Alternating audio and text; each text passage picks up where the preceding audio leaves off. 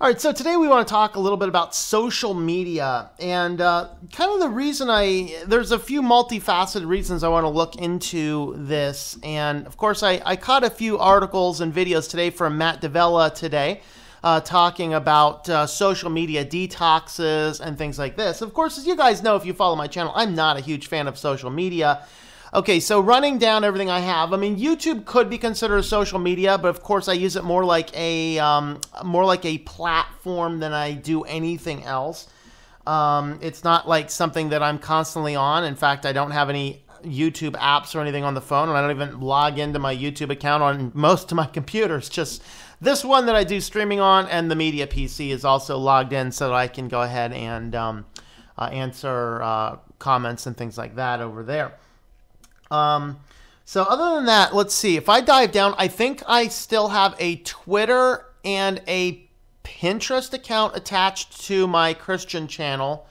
Those in the YouTube and G+, sort of. If it's not still dying in limbo, it'll be there.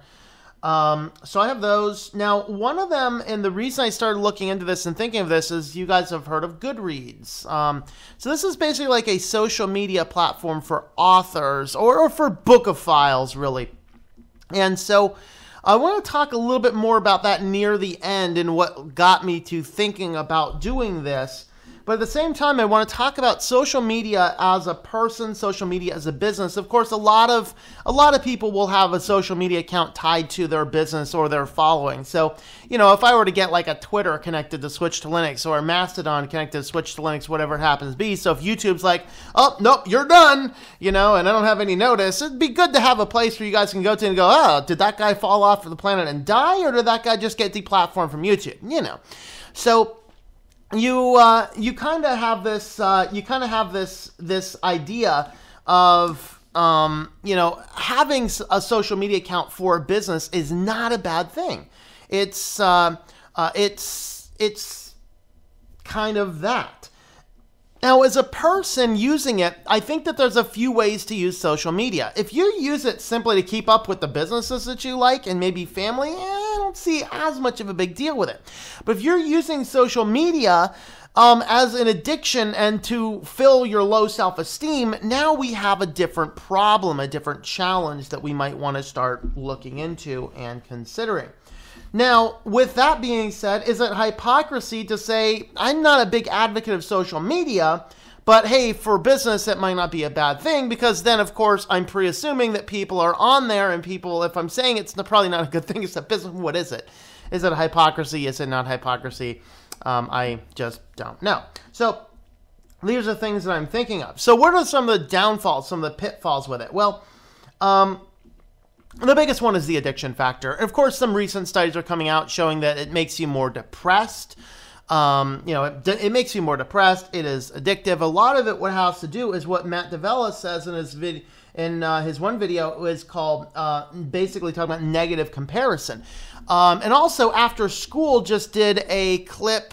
He does, of course, grab speeches and things. He grabbed a clip from the Elon Musk and Joe Rogan interview talking about the dangers of social media and how social media is destroying our life. And they also talk about this negative comparison.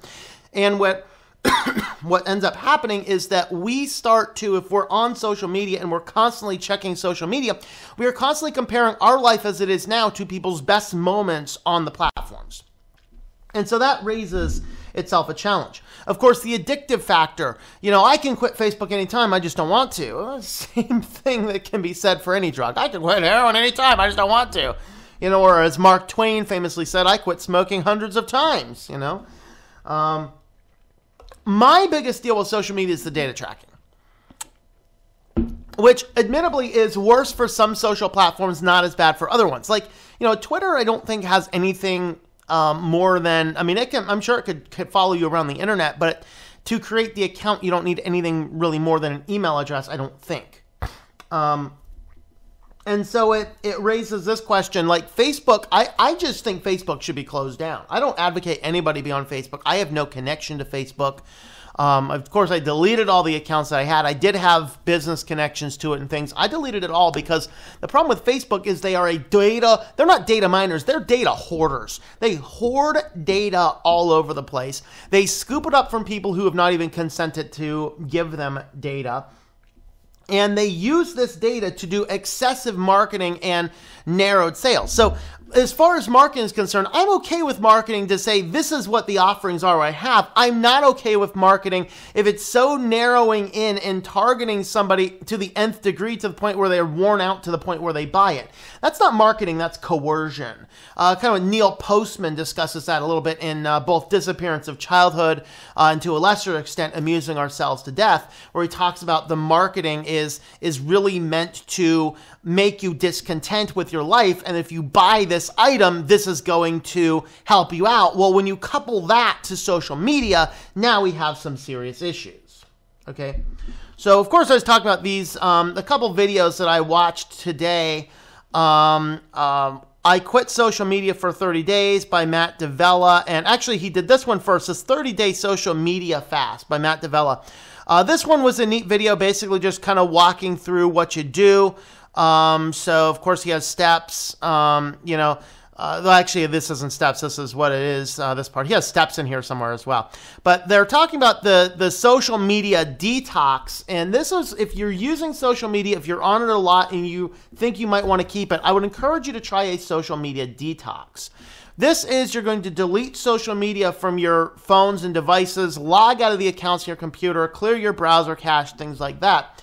And just make a commitment to not go on social media for 30 days. And then you can jump back on and then decide. The idea between a social media detox is that you can decide to what level you'd like to reintegrate social media to your life. Because there are valid reasons to keep it around, and that is what I want to stress. I am not a big fan, for example, of Facebook. I'm not a big fan of having anything on your phone. I do not think you should ever have any social media on your phone outside of very rare specific cases.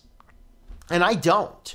And I think there was a time I did, of course, before I knew about data tracking, really before anybody knew about data tracking. Of course, you had your Facebook on there and whatever else. And for me, I removed it not when I got into the privacy aspect of things. I removed it from the phone when they started leading me like a shepherd, like a lamb to be slaughtered. A sheeple were being pushed around. With Facebook, it started with, oh, you can no longer use our app to communicate with people. Now you have to download our separate app. Once they started doing that, and really I use Facebook exclusively to communicate with people, so I said, well, there's no point in this anymore, so I just deleted it from the phone entirely. And that's kind of the thing that I've done. Don't let these guys lead you around. Of course, Matt D'Avella also talks, and the other one that I watched is I Quit Social Media for 30 Days. This is like his summary video, what was the result of his 30-day social media detox. So he talks, of course, about negative comparison. He talks about, feedback and attention, and he pulled out another third thing. And the primary thing that he focused on in this is social media is a time killer. If you're using it just to stay connected with some folks, then that's okay, but you have to be very careful that you don't allow it to consume every bit of your time. You jump on there just to see what's up, and then before you know it, 30, 40 minutes is done, and the average person checks their social media multiple times per day, and then you're just kind of all over. That's crazy, guys. That's crazy. Talk cray all the way. All right? And so there's good things about social media, there's bad things. So why I got thinking about this? Well, it comes down to the authoring stuff. Of course, I am an author.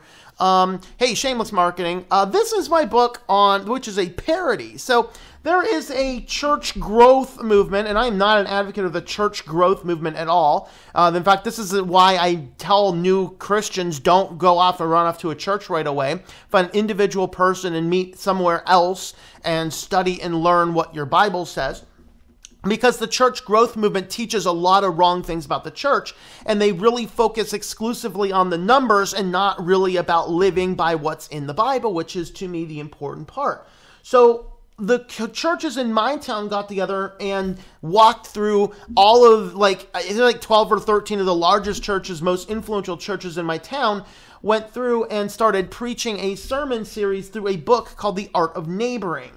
And The Art of Neighboring as a book it's so bad. It is so bad. I cannot for the life of me imagine why pastors would possibly recommend it to their congregations. So I wrote a parody of the thing. And this guy here is actually my #1 selling book. Simply, I think it's because all of these churches around the country are starting to promote The Art of Neighboring. And when you look up The Art of Neighboring, my book comes up right behind it. I'm #2 on that search term on Amazon because of the close relationship to that book. And so that is one of the things I do. The other one, which is, in my opinion, a far superior book, barely sells anything. Testing and Temptations, which is about how to grow in your Christian life. And I am also releasing 2 more books in the next coming months. And so what happened is, at a period of time, I was on a social media platform called Goodreads, which is a social media platform for bookophiles. And I actually got off of this when what you used to be able to do is, as an author, I can create an author page, link my books into it, and I could offer giveaways. So I could come in here and say, hey, I'm going to give away 10 books on random things, and it used to be free. Well, it caused a big conundrum that beginning of this year, they started charging money for that. And so a lot of people, particularly the indie authors, like for myself, I mean, I've had to take hours of my life writing it, and then hours of my life producing the book, and then all of my, a lot of resources, and I know how to do that kind of stuff. If you don't, the first edition of this book cost me $1,500 to bring to the table. And then, of course, doing it that way, it still cost me $8 a copy to buy my own book, and now they have the audacity to say you got to pay an extra $100 to list the book, to give the book away for free. Huh?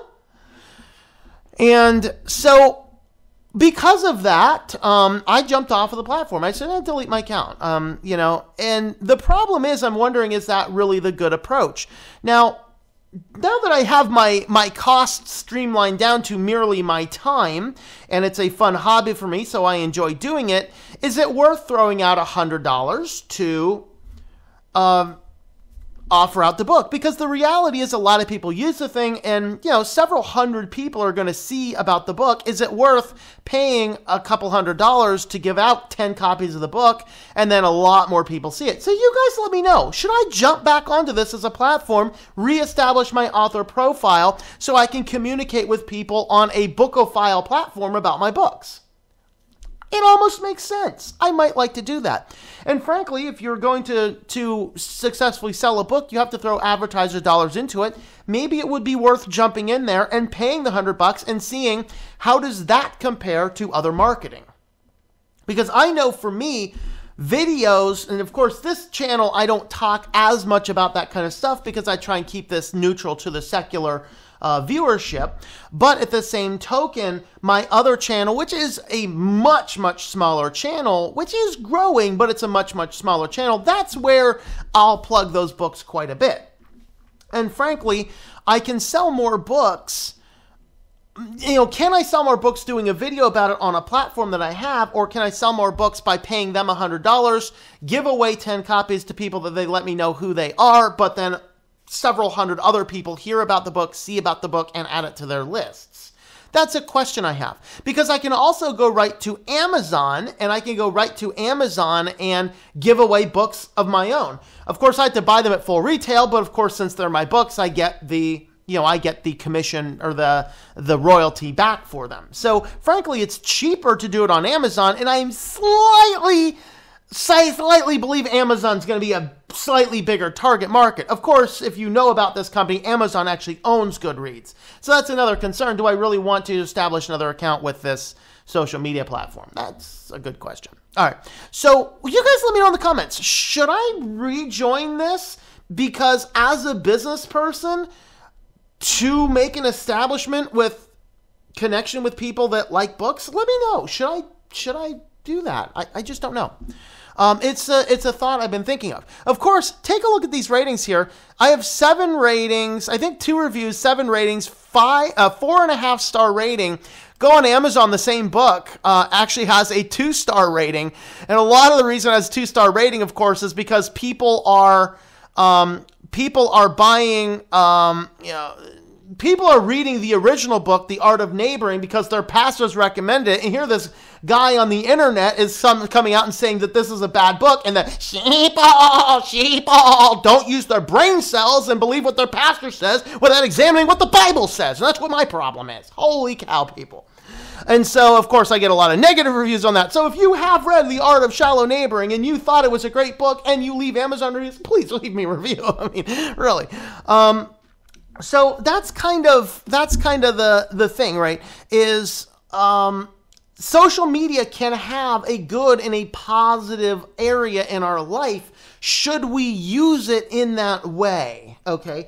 And with that being said, there's places and there's times. Now, I think a site like Goodreads is a social media site that has validity because it is specifically geared around a simple purpose. It's geared around a purpose of people who love books. And if you can find a social media account around your hobby, I think there's a whole lot more value in that than there is something like Facebook, which is just a data hoarding company with no focus in particular, which simply seeks to monetize your data.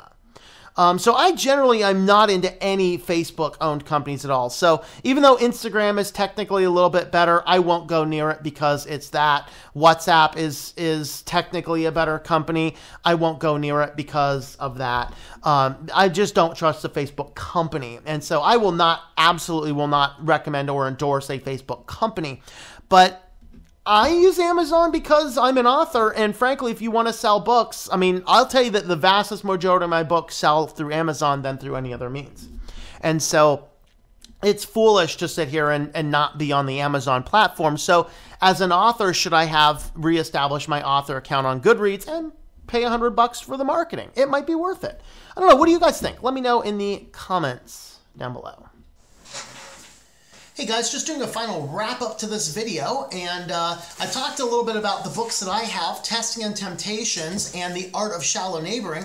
Well, I decided to go ahead and, for making the end of this video, if you wanted to buy those, you can pick those up directly from my shop, and I'm offering a 20% discount coupon for anything you buy from my shop at rwalkinchrist.com/shop, and you enter the code SwitchedtoLinux, will be on your screen, and you will get 20% off everything, whether you want to get both softbacks, both ebooks, an ebook with its soft pack, or an all-encompassing package of everything.